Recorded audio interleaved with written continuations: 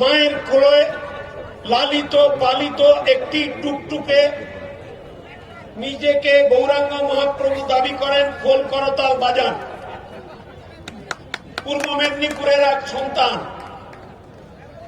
টুকটুকে গৌরাঙ্গ কলিযুগে, তিনি বলছেন, আমি সচী মাতাকে লাথি মেরে বেরিয়ে যাব। আমার মা সচী মাতাকে লাথি মেরে চললাম। কোথায় না ভারতবর্ষকে যারা ডাকাতি করছে, ভারতের কৃষকের যারা অধিকার কেড়ে নিয়েছে, আপনার জমি আমার জমি এখন আপনারও নেই আমারও নেই।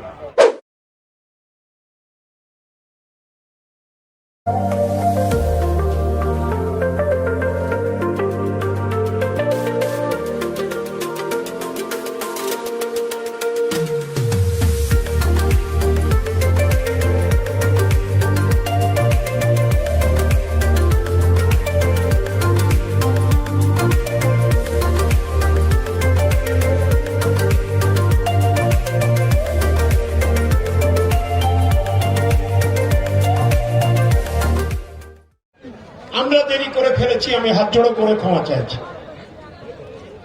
আমি বিশ্বের রাজনীতি বলবো না। আমেরিকার ক্যাপিটাল হিল 200 বছরের রাজনীতিতে আক্রান্ত হয়নি, সেখানে আক্রমণ হয়েছে। আদি ভৌতিক ব্যাপার। মায়ের কোলে লালিত পালিত একটি টুকটুকে নিজেকে গৌরাঙ্গ মহাপ্রভু দাবি করেন, খোল করতাল বাজান। পূর্ব মেদিনীপুরের এক সন্তান, টুকটুকে গৌরাঙ্গ কলিযুগে, তিনি বলছেন, আমি সচী মাতাকে লাথি মেরে বেরিয়ে যাব। আমার মা সচী মাতাকে লাথি মেরে চললাম। কোথায় না ভারতবর্ষকে যারা ডাকাতি করছে, ভারতের কৃষকের যারা অধিকার কেড়ে নিয়েছে, আপনার জমি আমার জমি এখন আপনারও নেই আমারও নেই। বিজেপি সরকার একটা আইন এনেছে। কি আইন? মেয়েরা শোনো, তোমার বরেদের জমি নাই। ছেলেরা শোনো, তোমাদের বাপেদের জমি নাই। জানো তো, মোদী সরকার, দিলীপ ঘোষদের সরকার একটা আইন এনেছে।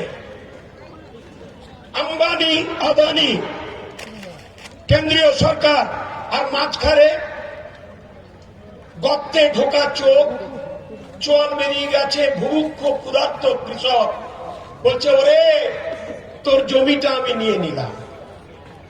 সেই রবীন্দ্রনাথের কবিতা আছে, বাবু কহিলেন বুঝেছ উপেন, এ জমি লইব কিনে। বাবুকে নরেন্দ্র মোদী, বাবুর দল কোনটা? ভারতীয় জনতা পার্টি। বাবুর দলের চাকর বৃত্তি কারা করতে গেছে? না আমাদের দলে লালিত পালিত কিছু গৌরবর্ণের কালো সন্তান। গৌরবর্ণ কোনটা কালো? গৌরবর্ণের কালো সন্তান।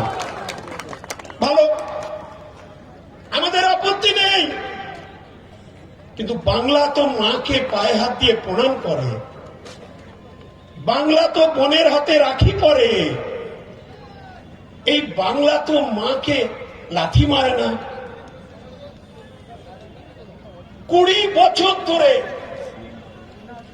মমতা মায়ের কোলে লালিত পালিত হয়ে 35টা বড় বড় সোনার পোস্টে বসে অভিষেক বন্দ্যোপাধ্যায়কে গালমন্দ করে বেরিয়ে গেলে। অভিষেক বন্দ্যোপাধ্যায়কে মমতা বন্দ্যোপাধ্যায়ের ভাইপো, তার কটা পোস্ট এদিকে দাও, তাদের কটা পোস্ট? একটা। তিনি এমপি, আর কি যুব তৃণমূলের সভাপতি, আর কোন পোস্ট না। আর এই পূর্ব মেদিনীপুরের গৌরবর্ণ কালো সন্তানের পোস্ট কটা? 35টা। 35। মন্ত্রী কটা, সেচ, জলসম্পদ, পরিবহন, তিনটা। চেয়ারম্যান অগুন্তি। পরিবেশ, চেয়ারম্যান অগুন্তি। হাত বাড়ালেই ক্ষমতা, বেরোলেই ক্ষমতা, ঢুকলে ক্ষমতা, ডান দিকে ক্ষমতা, বাম দিকে ক্ষমতা। তিনি বলছেন তিনি নাকি বঞ্চিত।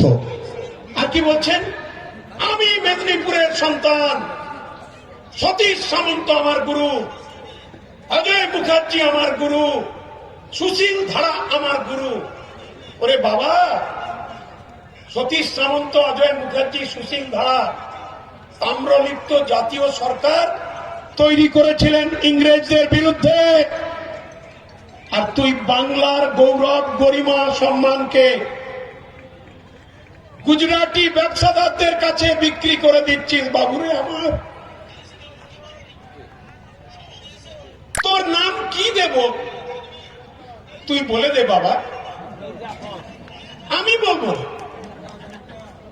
আমি গৌর বর্ণের কালা সোনাকে বলছি বাবা আমার, তোর নামটা কি দেব তুই বলে দে। আমি বলবো, তুই বলে দে তোর নামটা আমি কি দেব। আমি,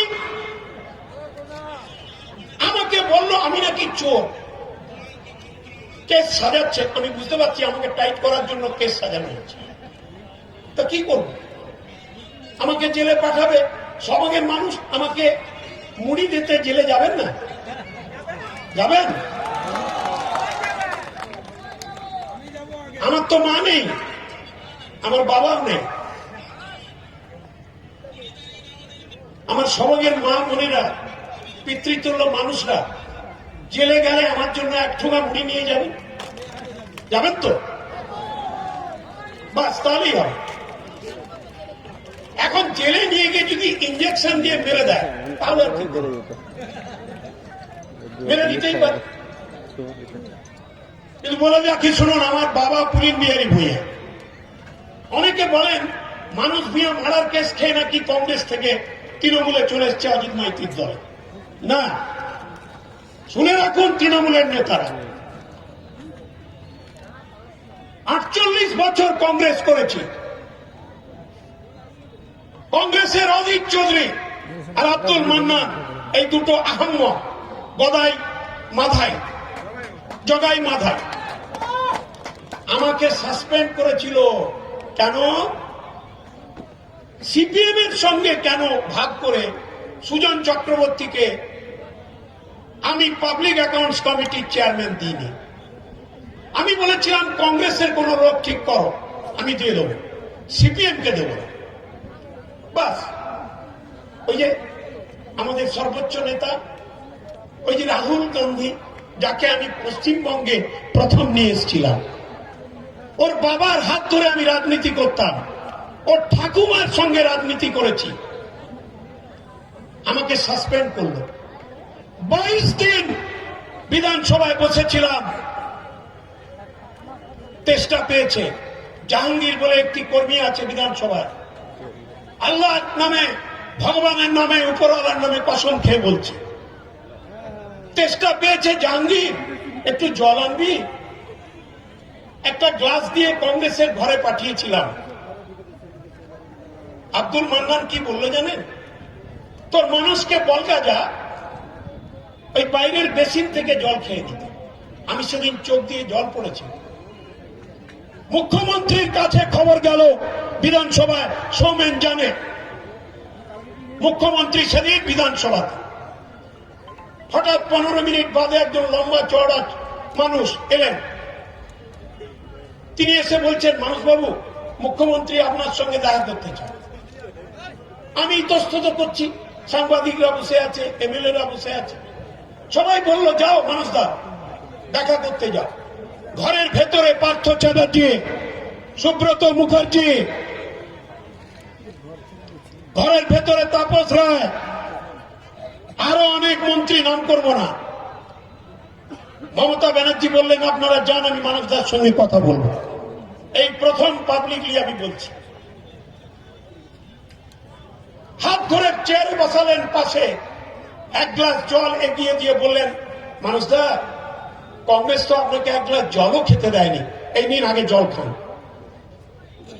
সেদিন আমি চোখে জল এসেছিল, আমাকে হাত ধরে বলেছিলেন আর কত অপমান সহ্য করবেন, 48 বছর কংগ্রেস করে, আমাকেও তো লাথি মেরে তাড়িয়েছে কংগ্রেস, আপনি আসুন, আপনাকে দিয়ে অনেক কাজ করতে হবে পশ্চিমবঙ্গে। আমি তার কথায় অমল পান্ডা, বিকাশ ভূঁইয়া সমেত আমার সহকর্মীদের নিয়ে, গীতা ভূঁইয়াকে নিয়ে 6 জন জেনারেল সেক্রেটারি, 5 জন ভাইস প্রেসিডেন্ট, 21 জন এআইসিসি মেম্বার, 13 জন সম্পাদক, আমি জয়েন করেছিলাম 25শে আগস্ট 2016, 19শে সেপ্টেম্বর 2016।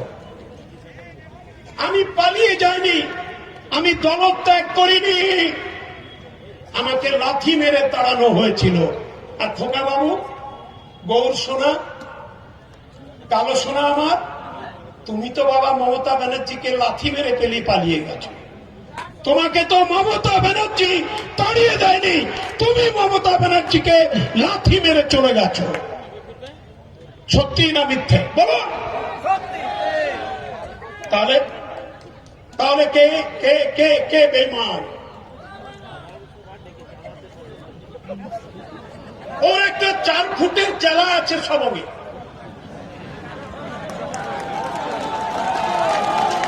ও বিবেকের সঙ্গে খুব ভাব ছিল, এই বিবেকের সঙ্গে খুব ভাব ছিল।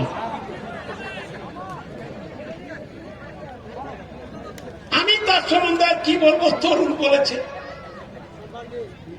আমাদের দলের অনেক নেতা তাকে গালে চুমু খেত, এদিক ওদিক এদিক ওদিক, এখন বুঝছে সে বহু অপকীর্তির নায়ক, বহু। আমার চাইতে ওই 4 ফুটিকে কেউ বেশি চেনে না। নির্বাচন এলেই আমি চোখ মেলে দেখতাম তিনি দাঁড়িয়ে আছেন, তো আমিও আমার কাজটা করতাম। সব রাত্রি জানে, ও তো ধনেশ্বরপুরে থাকে, খড়কায় থাকে পাশে। অমল পান্ডা আরো বেশি করেছেন, বিকাশ বাবু চেনে, তা আমি ওকে নিয়ে বলবো। কিশোর দেবরায় কি একটা ঘটনা ঘটে গেছে, অলোক বাবু বিলক্ষণ জানেন, তিনি আবার মাঝে মাঝে গোসা করেন, বিবেক বাবু চুপ করে থাকেন, একটু প্রতিবাদ করতে বলছে।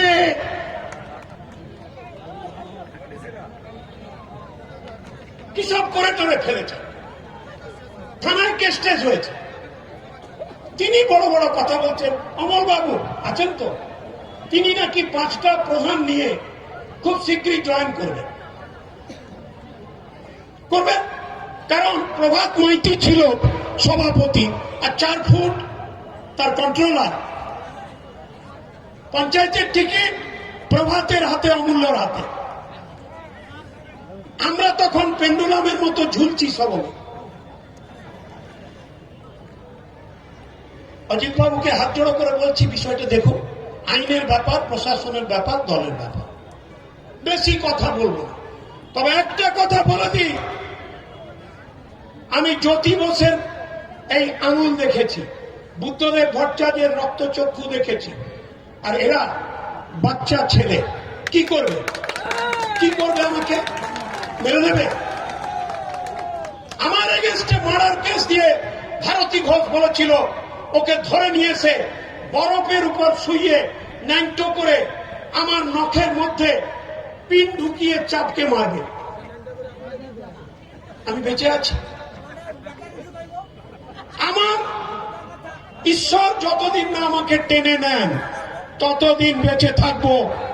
আর আমার নেত্রী মমতা বন্দ্যোপাধ্যায়ের রাজনীতির কর্মী হিসাবে কাজ করব, সেবা করব। একজন বক্তা এসে বললেন, এখানে সবঙ্গে একটা বড় রাবণ আছে, আমি নাকি রাবণ, আর মুখ্যমন্ত্রী শূর্পণখা, মমতা ব্যানার্জি শূর্পণখা, আমি রাবণ। কেউ একটা উত্তর দিলেন না। এগুলো উত্তর দেওয়া উচিত ছিল, আমাকে বলতে হচ্ছে। ভালো, এটা তো অন্য যুগ, কলিযুগ। রাম আর রাবণ সেই যুগের কাহিনী রামায়ণে, আর আমি কলিযুগের রাবণ আর মমতা ব্যানার্জি সুর্পনখা। আপনার মনে আছে দিদিমণি? মা মা মাগো, মেদিনীপুরের ডায়াসে, ঝাড়গ্রামের ডায়াসে মামা করতে করতে ব্যবা করতেন, ব্যা ব্যা ব্যা, মনে আছে? পায়ে হাত দিয়ে 20 বার শুয়ে পড়তেন, আমরা গদগদ হতাম। আর আজকে পাল্টি খেয়ে গেলেন। আপনি কি করেছেন আমি বলবো না। আর কালো সোনা, গৌর বর্ণ, আপনি একদিন বলেছিলেন না এই ভারতী ঘোষটা আমাকে মেদিনীপুরে ঢুকতে দেয় না।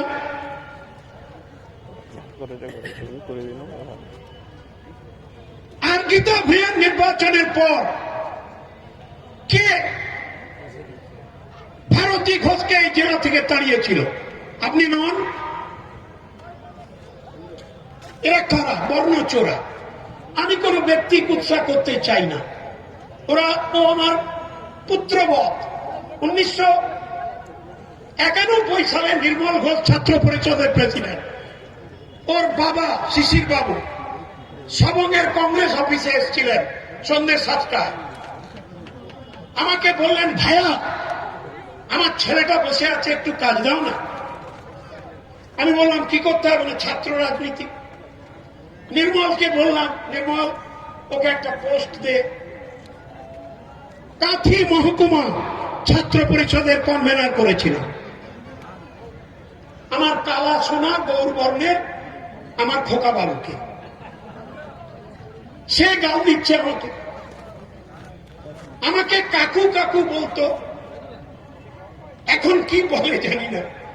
এখন ঘরে বসে চক্রান্ত করছে, আমাকে বিভিন্ন মামলায় জড়িয়ে জেল টেল দেওয়া দিতেই পারে, কোনো আপত্তি নেই।